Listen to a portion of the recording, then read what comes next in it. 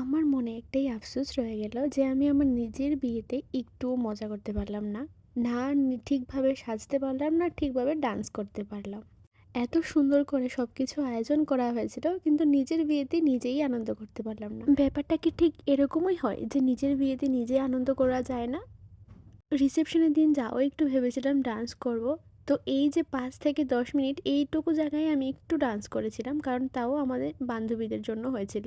আর তারপর ওইদিন এত পরিমাণে গরম ছিল যে কারেন্টও বারবার চলে যাচ্ছিল। তাও জেনারেটর দিয়ে লাইটগুলো জ্বালানো হয়েছিল কিন্তু ডিজে বক্সটা আর জ্বালানো সম্ভব হচ্ছিল না।